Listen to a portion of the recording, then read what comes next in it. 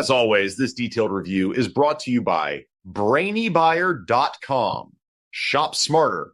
Be a brainy buyer. So I'm looking at these two propane grills, the Char-Broil Performance Series and the Weber Genesis E-325.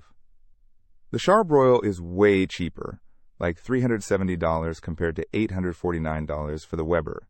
Is the Weber really worth that much more? That's the big question, isn't it? On paper, the Weber does have some advantages. For starters, the Weber has a larger cooking area, 641 square inches, versus the Char-Broil's 475. That's a decent bump if you're often grilling for a crowd.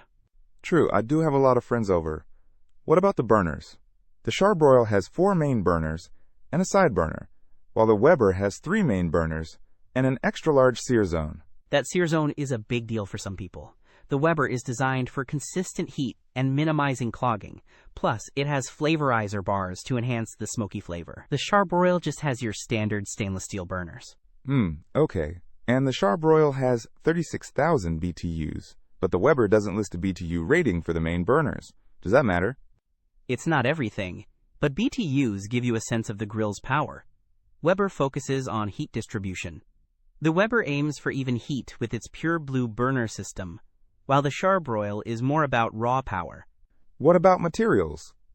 The Char-Broil lists stainless steel components and porcelain-coated cast iron grates. The Weber boasts porcelain enameled cast iron grates. The Weber's frame is cast iron, which is durable, but the Char-Broil is lighter, at 85 pounds, versus the Weber's hefty 188 pounds.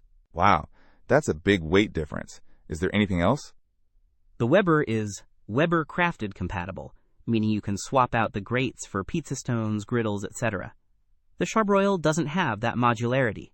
And, the Weber has a warming rack. So, the Weber's bigger, potentially cooks more evenly, has that sear zone, and is more customizable, but it's also way more expensive and heavier. The Char-Broil is simpler, lighter, and much easier on the wallet. Exactly. It boils down to what you value most. If you're a serious griller who wants all the bells and whistles, the Weber is tempting. But if you're just looking for a reliable grill for occasional cookouts, the Char-Broil is a solid choice. Don't miss out on our next in-depth review to help you make smarter purchasing decisions. Hit that subscribe button and the notification bell so you're always in the know.